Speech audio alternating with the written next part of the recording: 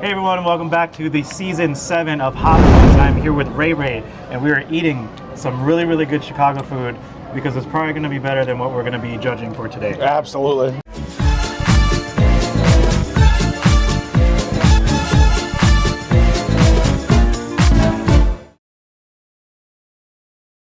Rey Rey is here with me today. We're going to talk about Ruby and how, just like they did to our boy Hans, they shafted that color for Amber. So, Rey Rey, why don't you give the top 3 or bottom 3 Ruby cards for this set?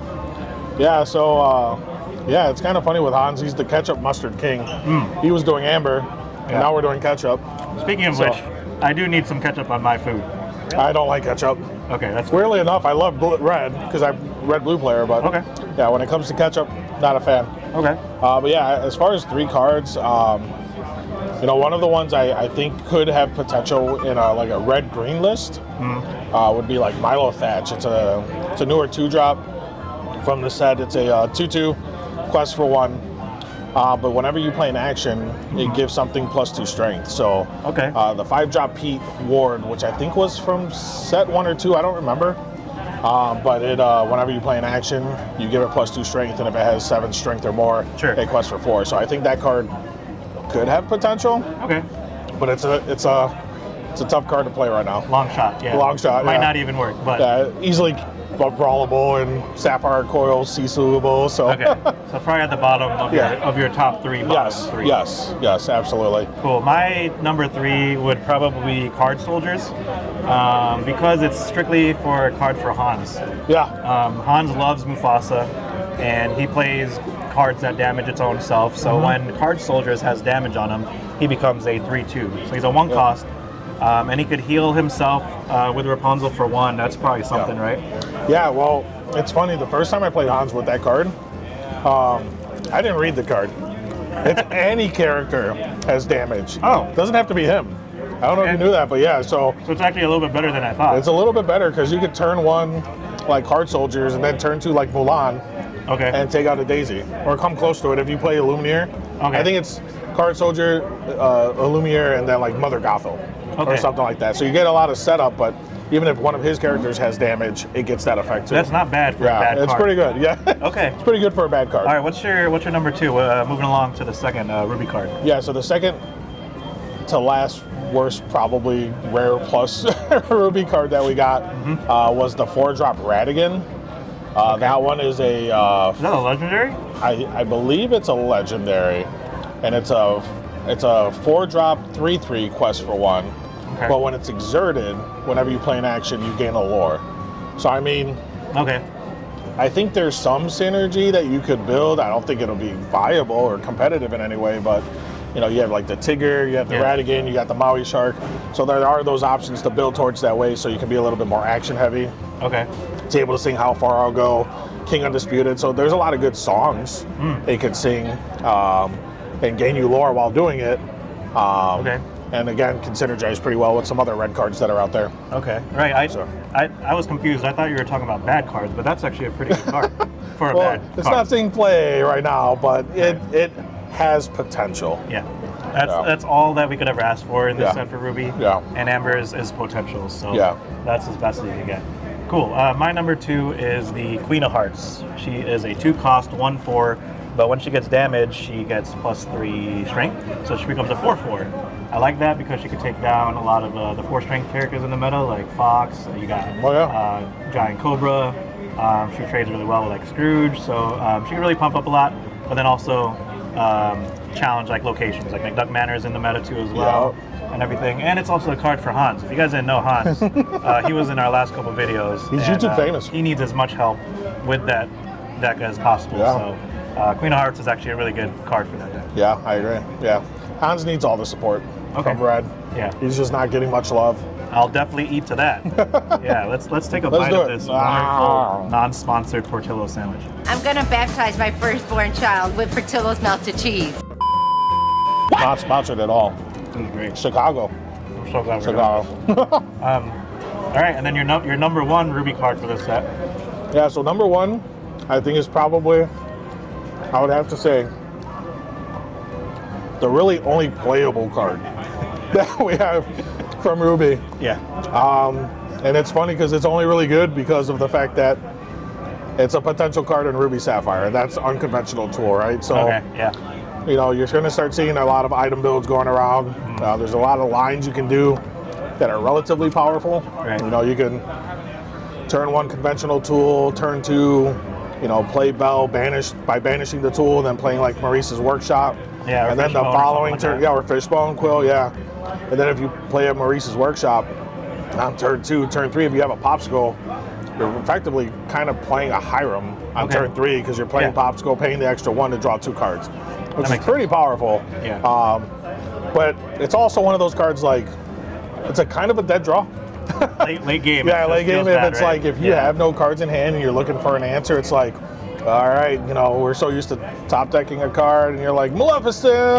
It's a it just doesn't it's a do tool. anything. It does nothing. It doesn't minus anything. It doesn't draw or anything like that. It's cool early game, but later on, it can make you cry a little bit. Yeah, that's actually my number 1, bottom 1 of the top 3 / bottom 3 of this top top Ruby cards. Ruby cards. But it's probably the most playable one, like Rey Rey said. Like it's it fits right into the Ruby Sapphire deck. You can make some really cool early plays and just get ahead of there by just playing it for free essentially and stuff like that. So that's I definitely agree. Okay, Duel Links now probably a little bit better, a lot better than the pure Ruby cards, right? Yeah. So I mean, I think Mulan is pretty good. The Ruby Steel one. The Ruby Steel one, yeah. So if you're on the shift package, if you're able to shift and challenge something, you know, that activates your Calhouns, your Robin Hoods to be able to challenge ready characters. Another newer one is like the Mushu. Yeah. Because that makes all your Calhouns and Robin Hoods and all those like things that can banish while challenging a lot better too. Yeah. I think Ruby still got a lot of love this set. I don't think it's like tier 1 yet. Yeah. I don't think anybody has like found the secret sauce to make it tier 1. Right. But I think it's still pretty good. Yeah, it needs a little bit of draw power and stuff, but it definitely has the potential to make explosive lore games through Goofy and Calhoun and all the crazy burst of lore over there. Yeah. Nice. I also like the I do like the new Bella. I'm a little biased. Yeah. Ruby Sapphire Bella. I think in the beginning she was a little tough to play, but some people are figuring it out. I don't know if Sailor's running it, but a couple Red Blue players are running it in their decks. No, I've tested it a few times and it's definitely come up. Yeah, like, she could just get that extra lore as well towards the end. Yeah. But I know she's competing with like Tamatoas and all that stuff, so maybe she's good as a 1 or 2 of. Yeah, I was running her originally as a 1 of, and she definitely closed out games for me because if you have Dime out, cheated in by Tamatoa or something else. Okay. Because if you have the Bell and you shift it in, like especially late game, sometimes it costs only 2 or 3 to shift. Right. Now you know you have the items in the discard. Yeah, especially if you're playing the heavy items build like Maurice's Workshop and stuff. So yeah, she I think was. It's a possibility. Yeah. Yeah. Just for the burst of lore too as well. Yeah, and also actually there was one time I played her. I shifted because I was against an aggro deck. Okay. And I had B prep, so I had that option too. Oh, right. Okay. So you can shift as early as like turn 4 or 5, I think. Oh yeah. And then you can just B prep, and you're like, oh, right. Their aggro opponent has no cards in hand. Okay. Yeah. And like, sure, you have to come back from there, but you're sitting at a full grip while they're, trying to climb their back. I love the full grips, especially when you eat food. Like sometimes you'll need the full grip. Yours is bigger than mine. This. Well, it's kind of crazy. It's a crazy sandwich. Mine's kind of Portillo's small. But it gets the job done. It's great. You need some sauce. Some cheese sauce. I don't like sauce. Really good. I'm gonna baptize my firstborn child with Portillo's melted cheese. I don't like sauce. You know this. He is the most. Why do you hate me? He is the most. Anyways, so if you had to give a rating out of 5 castles, you can go negative if you want, but I think it's still above 0. What would you give it out of 5? Okay. As far as compared to all the other colors? Yeah. I would give it a solid 2. Yeah. 2 out of 5, I would say. Like, they didn't really get much. I think some decks are using some cards, but nothing like too crazy.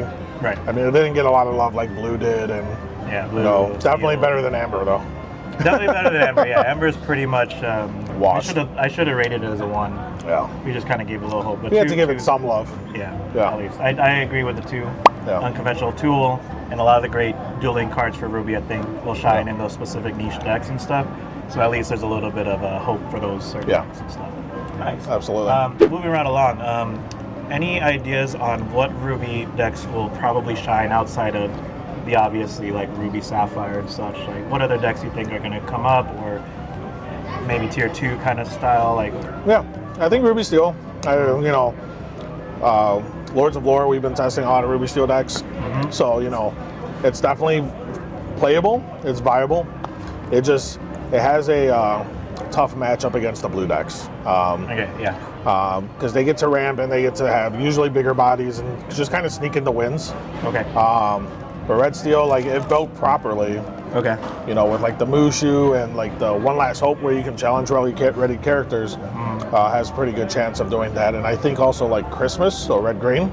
Oh yeah, yeah. Okay. I think that's potential too. Yeah, like a more aggro action type build. So I'm seeing the 1-drop Pete from green starting to see a lot of play. Yeah, banishes items when you play action. So I think red green might have a chance of coming out of the woodworks and maybe, if built properly, kind of sneak in a couple games. Okay. What about the talk of the town, Ruby Amethyst, from the first set 1 through 6? Where do you think they're at right now? So funny you bring that up. I think out of all the research I've done on like some of the meta or like some of the tournaments that have been played in the last Google research? The Google research, yes. With the googly eyes and stuff. Okay, yeah. Not very many Ruby Amethyst decks. No. I think Bell really kind of, I'm not saying Flynn was their only way of winning games, but Flynn was definitely a huge catalyst for their deck and like getting that extra lore early on. Yeah, really helped against the Ruby Sapphire and all that stuff. Yeah, and those decks, like, most of their questers are only like 1 lore questers, right? You have your Genie, sure, you have, your Flynn triggers getting you some lore. I think if it was to come back, they need to go back to locations. Okay. Yeah, I think that's where they're going to be able to come back, and maybe even, we've talked about maybe trying Jim Hawkins, an old Ruby card from like set 3 or 4. That's the second deck in my deck box right now. Oh, is it really? Yeah, it is. Yeah, we could probably. Oh yeah, I think I saw you played it earlier. Yeah. Against Hans, the guy who needs help with Amber. Yeah. Yeah. So. Yeah. But I agree. You definitely need to reformulate the ideas on Ruby Amethyst. Yep. People are doing heavy aggro, low to the ground, like Merryweather? Not Merryweather. It's the one that gains a lore 2-drop when your opponent is exerted. Oh, Honey Baron. Honey Baron, yeah. So like just super low to ground, maybe like a couple, white roses here or there, just kind of go low. Yep. But I am interested definitely in the locations build, especially against the slower Ruby Amethyst decks. The Ruby Sapphire decks are hard to deal with locations. Emerald Steel a little bit harder to deal with locations. So because a lot of the Ruby Sapphire players are less on Maui's right now. Yeah, that's true. Which was one of their biggest ways to deal with those locations. So exactly right. Unless you draw like 2 or 3 against me. What can I say?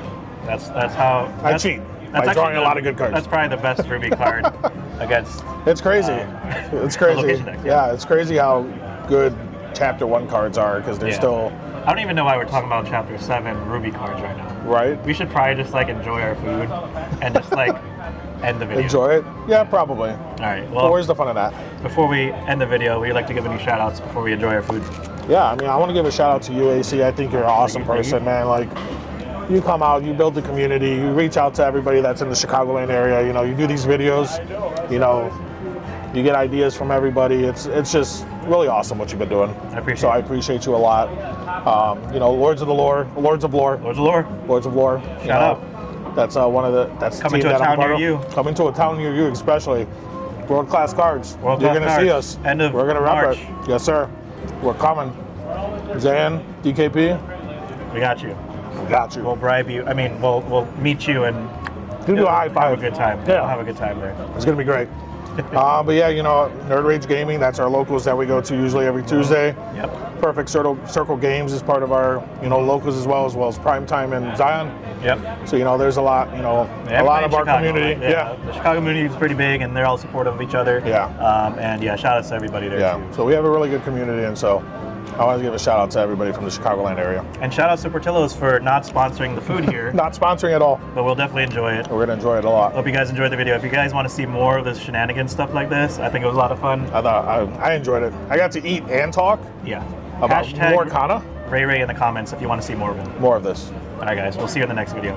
Peace out.